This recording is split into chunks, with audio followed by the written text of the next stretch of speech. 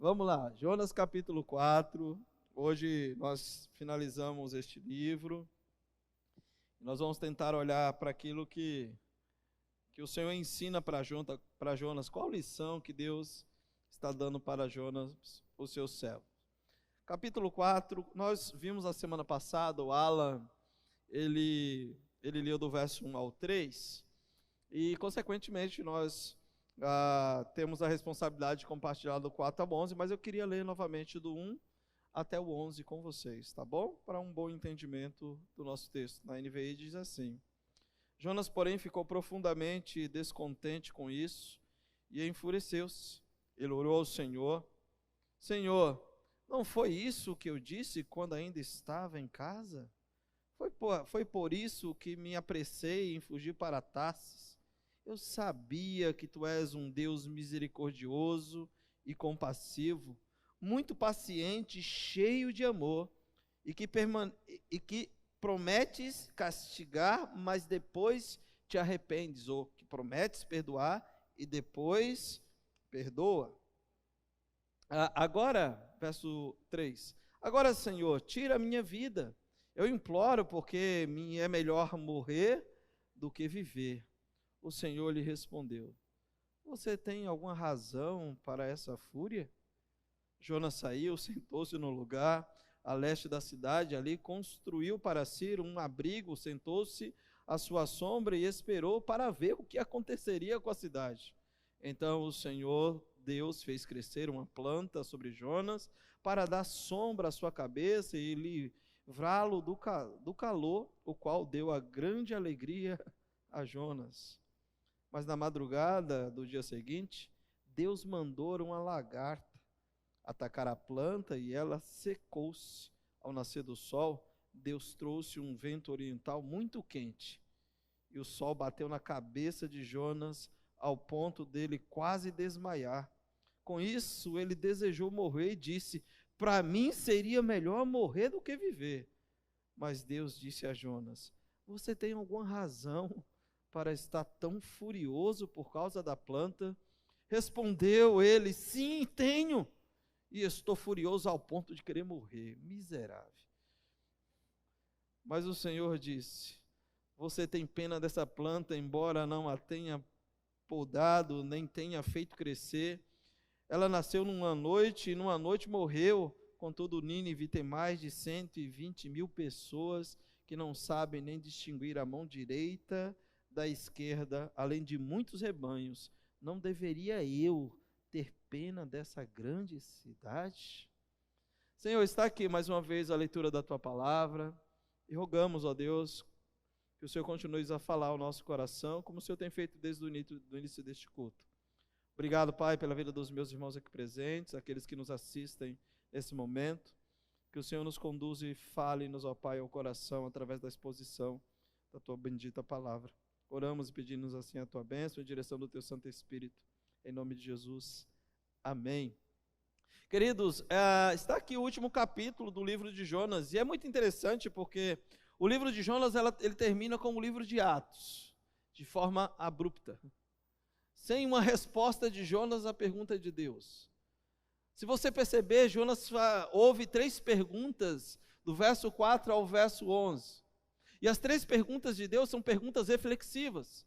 São perguntas que propõem a Jonas ponderar o caminho, ponderar as decisões, ponderar o comportamento, ponderar a vida.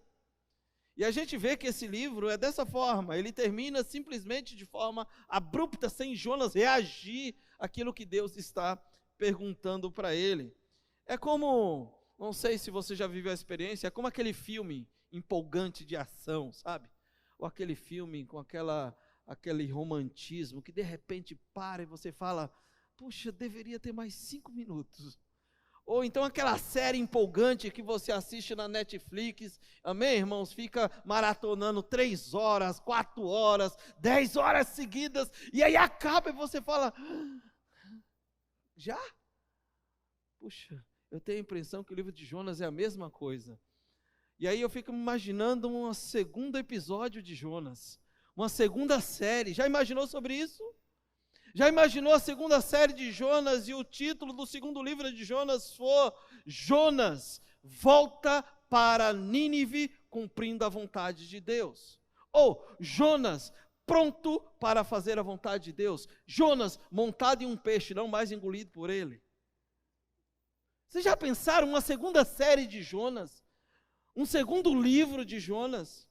O próprio Jonas escrevendo agora o roteiro dessa segunda série, desse segundo momento, de que maneira agora ele vai reagir, e depois nessa segunda série, ou nesse segundo capítulo, ou nesse segundo livro, Jonas falando, aprendi a lição. Já imaginou isso? Jonas falando, agora aprendi a lição. Já pensou, Deus nos dá, como tem nos dado diariamente, uma oportunidade de reescrever e de aprender com os nossos erros, e dizer, agora vá lá, você aprendeu a lição, faça diferente, eu estou te ensinando. As perguntas que Deus faz para Jonas, do verso 4 ao verso 11, é justamente propor para Jonas que ele deveria repensar sobre aquilo que Deus está tentando ensinar para ele desde o início do livro, que é um único tema, o amor de Deus. A gente olha para o livro de Jonas e a gente vê nítido, o livro, como nós já ouvimos aqui, não se trata do peixe, não se trata dos ninivitas, não se trata de Jonas, o livro se trata de Deus, do amor de Deus pelos perdidos. É isso que se baseia, a mensagem central do livro de Jonas é essa: Deus ama o perdido, independente que se ele seja o mais miserável dos pecadores, ele ama o perdido, e ele vai de fato trabalhar para que os perdidos sejam salvos. Mas eu queria que você também pensasse sobre uma outra pergunta: o que devemos esperar de uma pessoa que está próxima de Deus? O que você devemos esperar por uma pessoa que é conhecida por alguém que anda ao lado de Deus? O que você deve esperar de alguém que tem o título de profeta? O que você deve esperar de alguém que diz que é assim com Deus e até fala no nome de Deus, e algumas coisas que ele falou no nome de Deus no passado aconteceu? O que é que nós devemos esperar de um homem assim? De pessoas dessa forma? Caráter legal? Obediente? Alguém que tem uma intimidade com Deus a tal ponto que não há mais na vida dele nada dele mesmo, mas que o que há nele há tudo de Deus. Alguém que se anulou a sua vontade, alguém que não olha mais para os seus belos prazeres, mas que é alguém que vive completamente focado para a vontade de Deus. É isso que nós devemos entender de uma pessoa de fato que está próxima de Deus. Alguém que não vive mais fazendo a vontade da sua carne, nem a vontade dos seus pensamentos, como diz o livro de Éfeso, mas alguém que foi alcançado pela graça de Deus, transformado por Deus, ele agora tem uma atitude completamente diferente, porque ele é uma nova pessoa. A gente olha para a história de Jonas e a gente percebe que no ápice do livro, ou da história, que era o que Deus havia pedido para Jonas para pregar aos ninivitas, no ápice do livro, Deus ele vai mostrar compaixão, não apenas por Nínive, mas também por Jonas. E no ápice, no capítulo 3, nós encontramos, queridos, uma cidade inteira, preste atenção nisso, uma cidade inteira se convertendo após ouvir a mensagem de Jonas, que durou poucos minutos. Com uma só sentença, daqui a 40 dias Nínive vai ser destruída.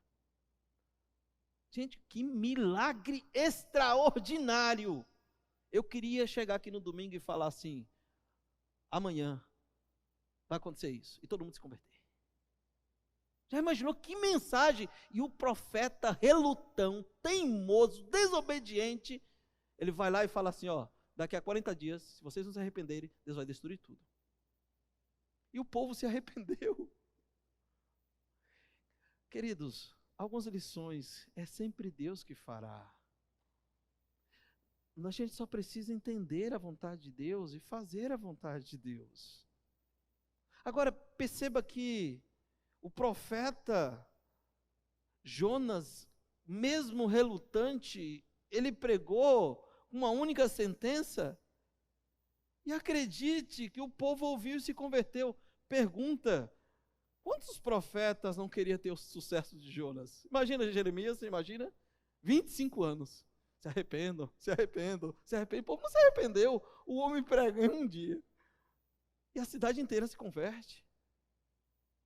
Quantos profetas não gostariam de ter o sucesso que Jonas teve?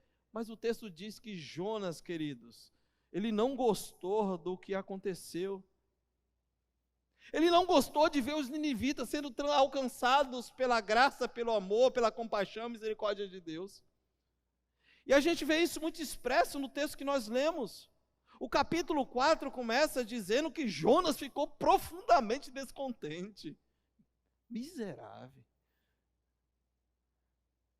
Jonas ficou descontente do que Deus estava fazendo. A maneira como o povo se voltou para Deus. Leia comigo o versículo 9, 8 e 9 e 10 do capítulo 3. Cubram-se de pano de saco, essa é a ordem dos reis, do rei dos ninivitas. Cubram de pano de saco homens e animais, e todos chamem a Deus com todas as suas forças. Deixem os maus caminhos e a violência. Talvez Deus se arrependa e abandone a sua ira e não sejam destruídos, tendo em vista que eles fizeram e como abandonaram os seus maus caminhos, Deus se arrependeu e não os destruiu como tinha ameaçado. E aí o verso continua: Jonas, porém, ficou profundamente descontente com isso. E ele se enfureceu. Ele não apenas ficou descontente, mas ele permitiu que sentimentos como a ira tomasse conta do seu coração. Um profeta que anda próximo de Deus, um profeta que se ser o profeta de Deus, que está agora fugindo literalmente da presença de Deus, literalmente ele foge o tempo inteiro, agora está completamente descontente do que Deus está fazendo. Uma outra aplicação. Você está contente do que Deus está fazendo na sua vida? Sim? É porque eu não trouxe minha água, senão eu bebi água de novo. Você está contente do que Deus está fazendo com a sua família? Você está contente do que Deus está fazendo no seu trabalho? Você está contente do que Deus está fazendo na vida da igreja? Você está contente do que Deus está fazendo na sua vida pessoal? Estamos contentes? Ou nós estamos reagindo muito parecido com Jonas? Veja que Jonas, ele ficou profundamente descontente com a compaixão de Deus pelos ninivitas e irou-se descontroladamente ao ponto de dizer: eu quero morrer. Me mata. Esse pecador está dando risada. Percebe isso, irmãos? Ele ficou tão descontrolado, foi tomado pela ira, que ele diz: Deus, me mata, não dá. Eu não quero, eu não entendo a tua compaixão, eu não entendo a tua misericórdia, eu não entendo o teu amor, eu não entendo, me mata. O mais interessante é que a mesma impiedade que Jonas via na cidade de Nínive também habitava no coração de Jonas. Eu e você somos Jonas. Nós já falamos sobre isso aqui. Não há um livro de um profeta que eu e você podemos nos assemelhar tanto quanto o livro de Jonas. A impiedade que havia em Nínive, aquilo que Jonas enxergava em Nínive como uma nação cruel, uma nação má, uma nação que já havia aprontado contra Israel, era a mesma impiedade que habitava no coração do profeta, que não gostou da compaixão, do agir de Deus, transformando uma cidade completa. E é isso que Deus quer mostrar para Jonas, é essas as lições que Deus quer trabalhar na vida de Jonas. Do versículo 1 ao versículo 3, vemos um profeta bem-sucedido, mas profundamente descontente, profundamente contrariado, irado, totalmente destruído, totalmente sem paz. Obrigado, Renato, Deus abençoe, meu irmão. Nós vemos esse profeta, um profeta que ele está, preste atenção, tomado pelo desejo de ira, descontrolado, desejando a morte, está sem paz. Pasmem! É isso que Jonas está vivendo. E vemos que Jonas está assim, porque ele está obstinadamente apegado a 3 pressupostos equivocados da sua vida como profeta. Quais são esses? Primeiro, ele está preocupado com a imagem. Ele está preocupado com aquilo que os homens de Israel iriam pensar, porque ano passado ele foi profeta. Ele já havia profetizado. E agora, qual será a opinião de Israel sobre o ministério de Jonas entre os ninivitas, um povo pagão, cruel. Jonas não apenas estava obstinado, apegado ao que estava linkado à sua imagem diante dos homens, mas Jonas também tinha uma teologia que não era uma teologia que poderíamos dizer adequada, porque ele literalmente entendia que os ninivitas não mereciam a compaixão de Deus e a graça de Deus. A famosa teologia da desgraça sem a graça de Deus. E o que Jonas desejava era justamente isso, que aquele povo não se arrependesse. E a mensagem que Deus disse que ele deveria pregar era uma mensagem de fato, de arrependimento. Diga para esse povo, Jonas, pregue contra a cidade de Nínive, contra, não é para, é contra a cidade de Nínive. Diga para eles. E Jonas fez, mas não fez da forma como Deus disse que tinha que ser feito. Mesmo assim, Deus alcançou aquele povo e o salvou. Jonas estava apegado não só ao contexto da sua imagem diante dos homens de Israel, não só a uma expressão de não perceber teologicamente adequadamente o que Deus estava fazendo, que o povo todos, tanto ninivitas como israelitas, eram dignos da compaixão e da misericórdia de Deus, mas como Jonas também estava apegado ao seu projeto pessoal. Que bom, vamos nos ver livres de Nínive, mata todo mundo mesmo. Eu não vou ter mais trabalho, viver feliz e realizado sem nunca mais ter que me preocupar com essas misérias dos ninivitas. Desculpa a expressão miséria, mas era o coração relutante do profeta, eu estou tentando imitar. Um sangue baiano.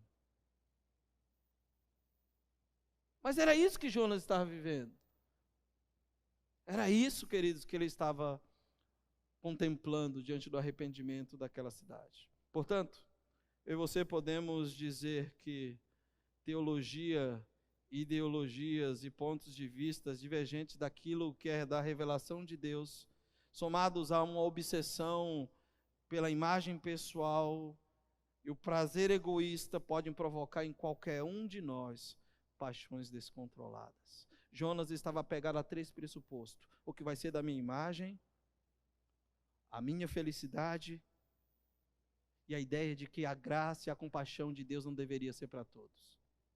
E diante disso, podemos observar nos tempos de hoje que uma teologia inadequada, ideologias inadequadas, fora do ponto de vista da revelação divina, somada à obsessão pela imagem pessoal, pela imagem que eu quero manter, pelo prazer egoísta, provoca em qualquer pessoa paixões descontroladas, como foi no caso de Jonas.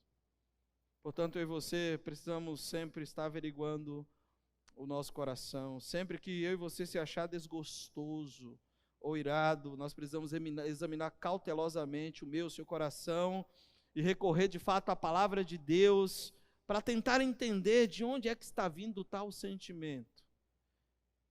Geralmente, sentimentos de falta de compaixão, de ira, de desgosto, sentimentos corrosivos que surgem no meio do seu coração, são de fato por uma teologia equivocada, uma compreensão errada de quem é Deus, como Jonas estava tendo. De ideologias que são influenciados, que passam a nos influenciar de forma que não deveria, pelo nosso egocentrismo entorpecido pela vaidade e pelo prazer.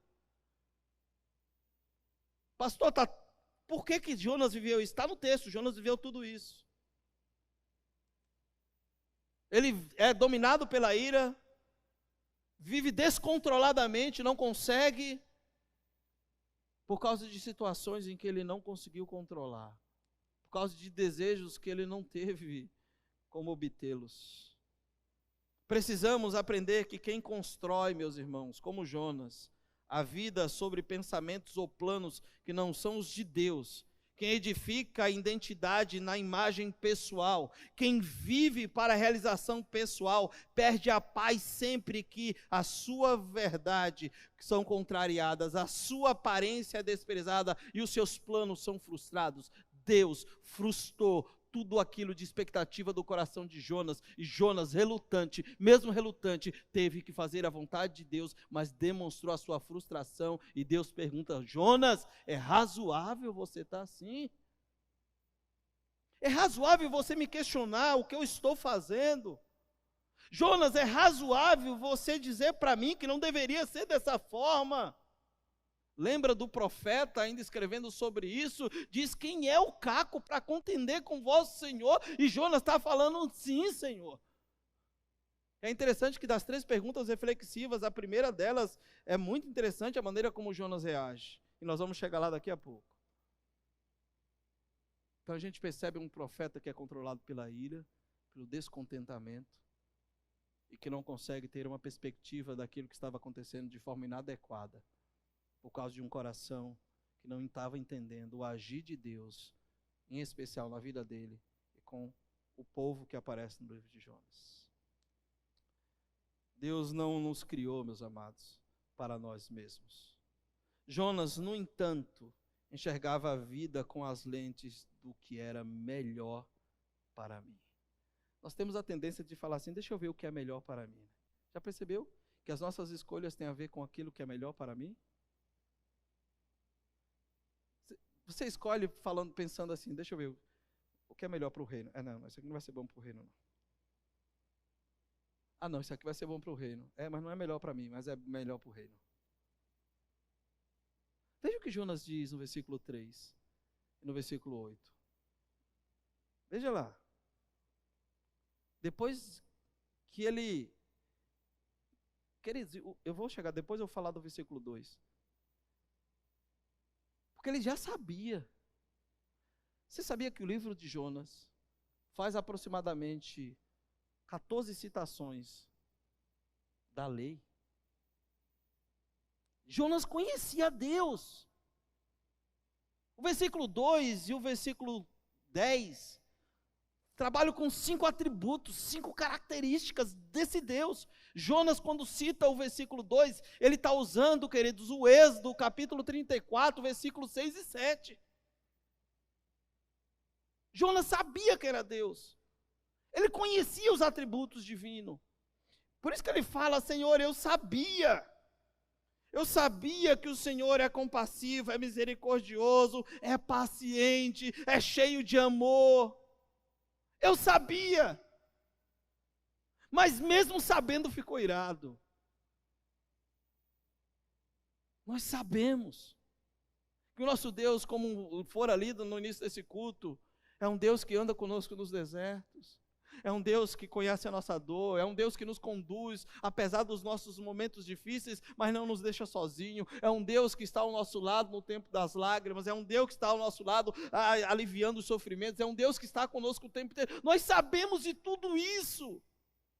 Nós sabemos que nós devemos sim não escolher com os nossos olhos, com os nossos desejos, mas sempre com a vontade do Senhor. Mas nós somos muito parecidos com Jonas.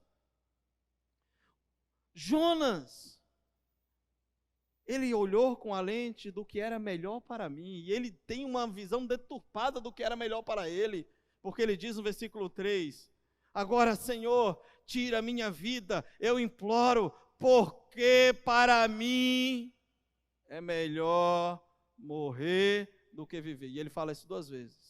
Versículo 8, ele fala novamente: ao nascer do sol, Deus trouxe um vento oriental muito quente, o sol bateu na cabeça de Jonas ao ponto dele de quase desmaiar. Com isso desejou morrer, disse, para mim seria melhor do que viver. Quantos de nós, ao querer para mim, queremos aquilo que Deus não quer? Já pensou se Deus ouvisse Jonas? Eu acho que é a 3ª vez que ele está fazendo isso. Tá bom, Jonas. Ainda bem que Deus não ouve alguns tipos de oração que a gente faz, não é verdade? Você já fez aquela oração que não deveria fazer no tempo de angústia e de dor da alma? Uma vez eu contemplei um amigo que entrou num quarto e eu estava presente. Ele estava tão angustiado por uma determinada circunstância em que ele estava vivendo. E ele entrou no quarto naquele dia e ele gritava assim, a oração dele era assim: Deus, eu não aguento mais, me mata. Eu estava dormindo, nós morávamos no mesmo quarto, nós tínhamos um espaço, que era o banheiro ao lado, e ele entrou. E ele gritava, literalmente, por volta das 3 horas da manhã, chorando: Deus, tu sabes que eu não consigo, me mata. sabe o que o crente aqui fez? Diz aí, tenta aí, vai lá. Não, eu falei, se Deus ouvir, eu estou na roça, saí do quarto. Vai que sobra para mim. Eu fiz isso mesmo. Mas eu já ouvi alguém pedindo a Deus a morte por não entender a vontade de Deus. Jonas diz, o melhor para mim é morrer. Eu sabia que o Senhor ia perdoar esse povo. Eu sabia que a tua compaixão ia alcançar, que a tua graça ia alcançá-los. Eu sabia que o Senhor era um Deus paciente, compassivo, que teu amor leal, pactual. Os ninivitas se arrependeram de verdade, irmãos. O rei pôs até os animais para não comer. Crente de verdade. Em jejum no primeiro dia. Pensa aí.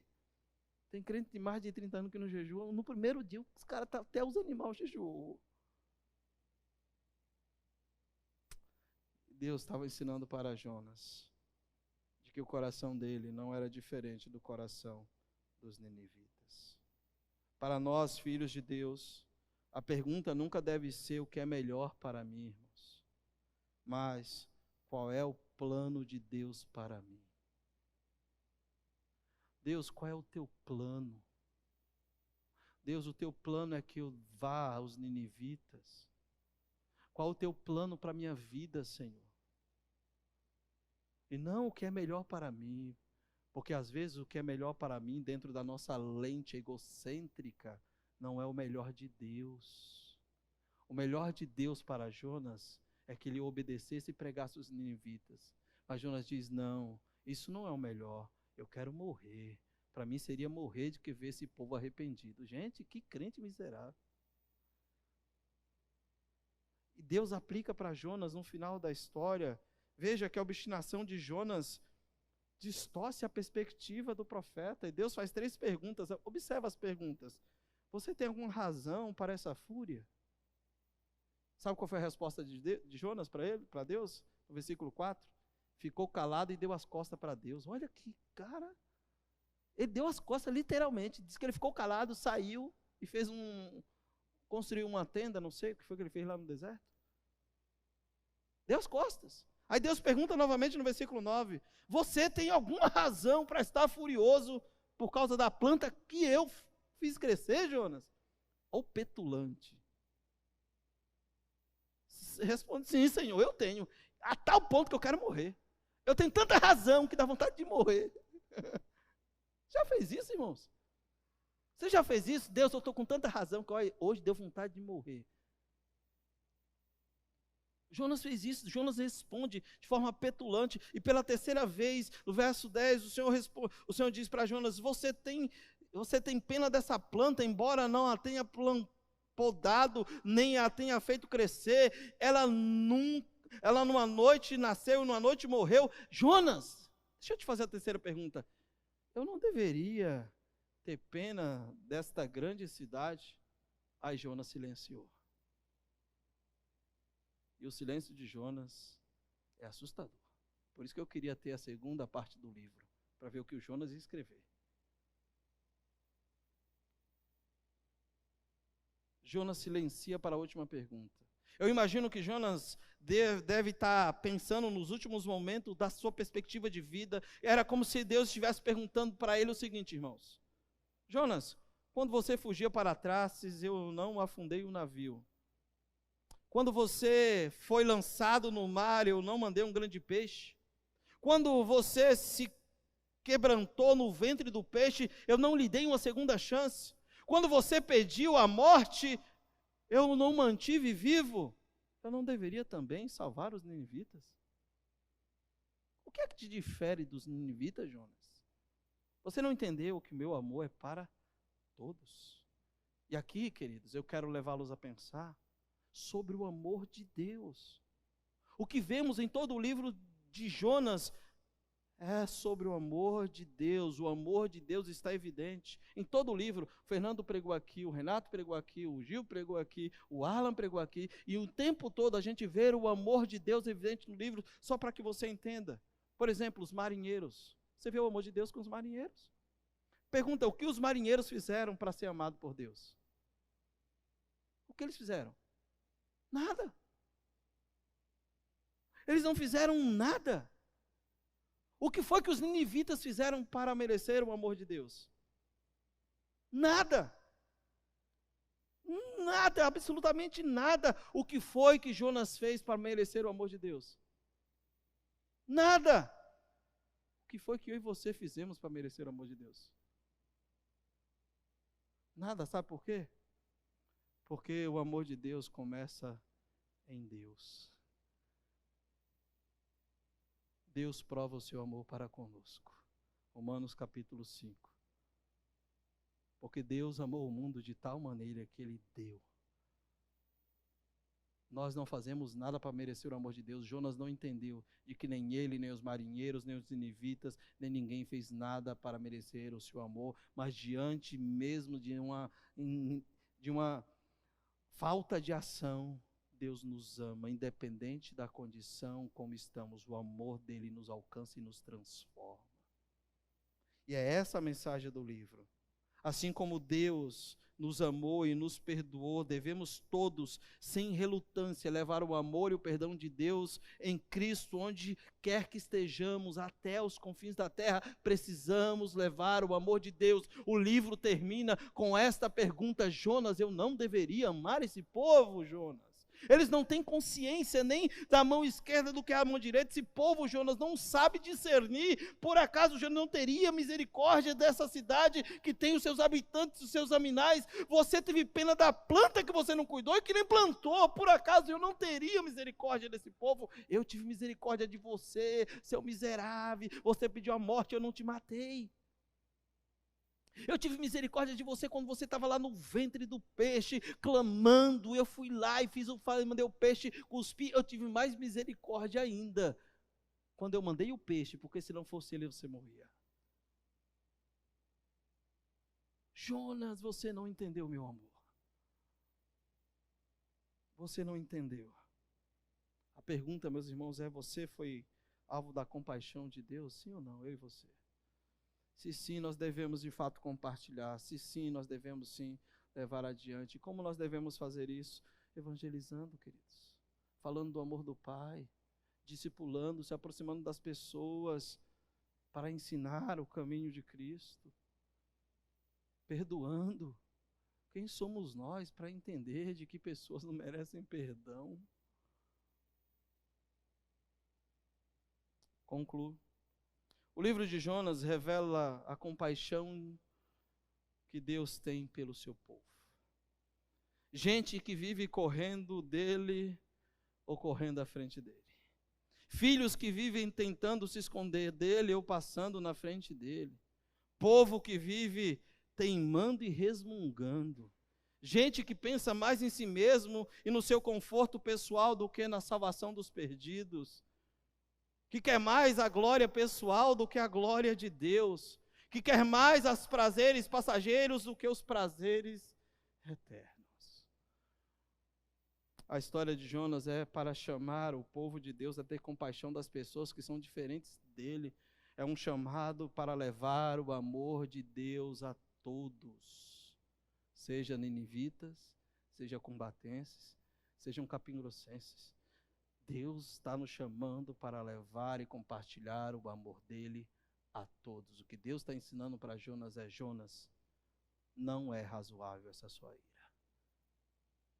O meu amor é para todos. Portanto, concluindo, eu espero que hoje, agora ao término deste capítulo, você possa de fato olhar no espelho e dizer: tenho descoberto o Jonas que existe em mim. Que você encontre o Jonas que existe em você. E que você diga: Deus, me ajuda. Tenha misericórdia de mim. Porque de fato, eu deveria estar contente com tudo o que o Senhor tem feito, com a direção que o Senhor tem nos dado. Mas eu tenho aprendido a reclamar. Tenho fugido da tua vontade. Não tenho feito o que o Senhor queres. Senhor, que eu ache o Jonas que há em mim e peça perdão. Porque o amor, graça e compaixão é para todos. Finalizo, leia o versículo 2. Ele orou ao Senhor: Senhor, não foi isso que eu disse quando ainda estava em casa?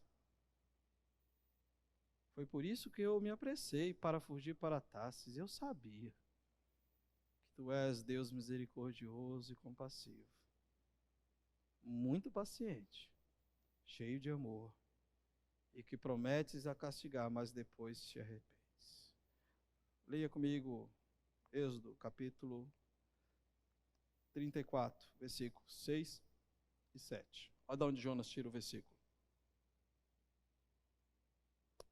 E passando adiante de Moisés, proclamando: Senhor, Senhor, Deus compassivo e misericordioso, paciente, cheio de amor, de fidelidade, que mantém o seu amor a milhares e perdoa a maldade e a rebelião e o pecado, contudo não te deixa punir, não deixa de punir o culpado, castiga os filhos e os netos pelos pecados de seus pais, até a terceira e a quarta geração.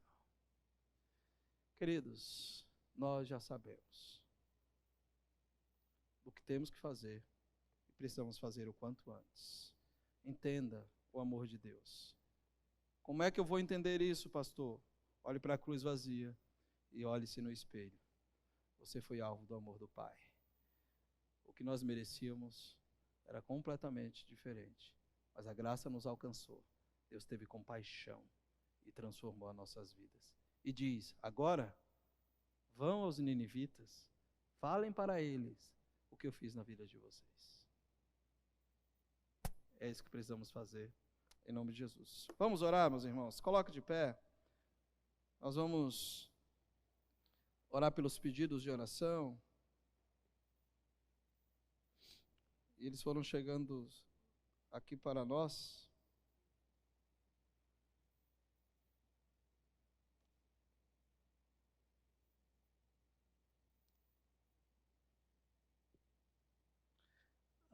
É esses aqui mesmo, Anderson? Ok.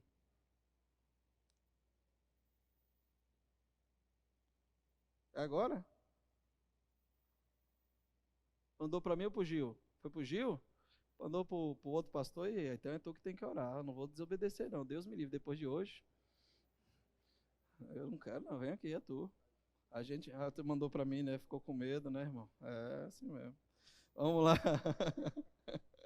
Ele mandou tantos pedidos para mim aqui hoje que eu ia falar CPF e tal, vamos embora.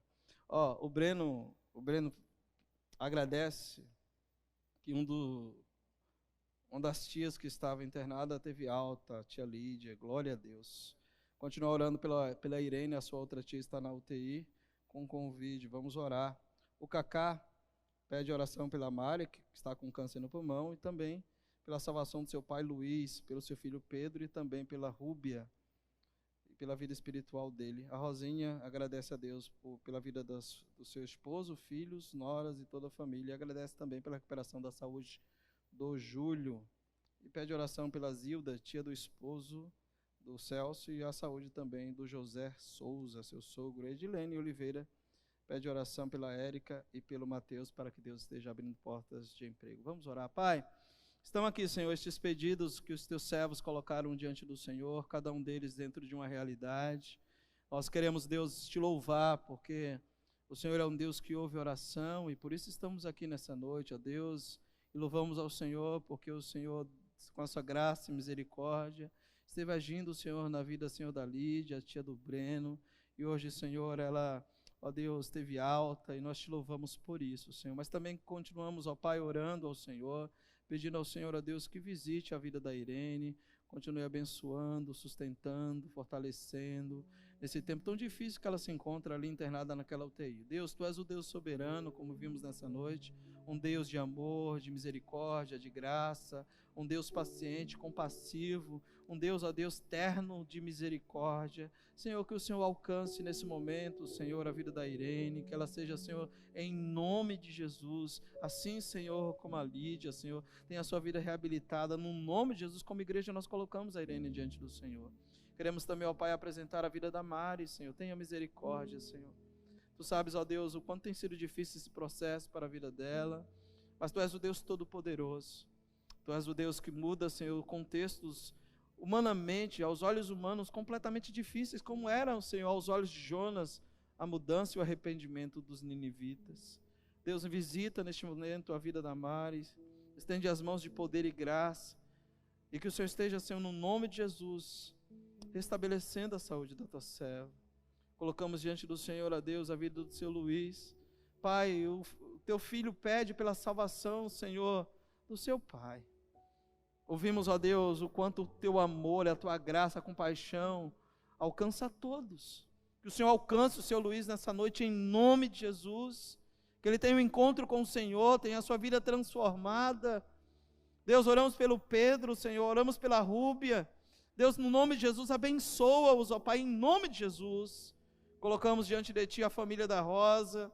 Ó Deus, agradecemos ao Senhor pela recuperação do Júlio, agradecemos ao Senhor pela família da Tua serva, pelos seus filhos, pelas suas noras, e apresentamos diante do Senhor a vida da Zilda. Deus, toma nas Tuas mãos a vida dela em nome de Jesus. Rogamos a saúde do José, Pai. Senhor, Tu é aquele que os conhece, sabes aquilo que eles estão vivendo. Visita-os, ó Deus, e segundo a Tua graça e misericórdia, estende as mãos e os alcança. Deus, rogamos a Ti, Senhor, pela vida da Érica e do Mateus. Pai, tenha misericórdia, Senhor. Eles têm, ó Pai, procurado, Senhor, ó Deus, uma porta de emprego, que o Senhor, segundo a Tua infinita graça, possa abrir, Senhor, essas portas. Abençoa, Senhor, a vida da Érica, abençoa a vida do Mateus, a vida da Edilene, abençoa a vida do Zezinho. Toma essa família nas Tuas mãos. E cada um dos pedidos, ó Pai, que porventura não chegou no nosso chat, mas está em cada um dos nossos corações. Que o Senhor sonde, que o Senhor responda segundo a Tua boa vontade. Faça isso, Senhor, nessa noite, em nome de Jesus. Amém e amém.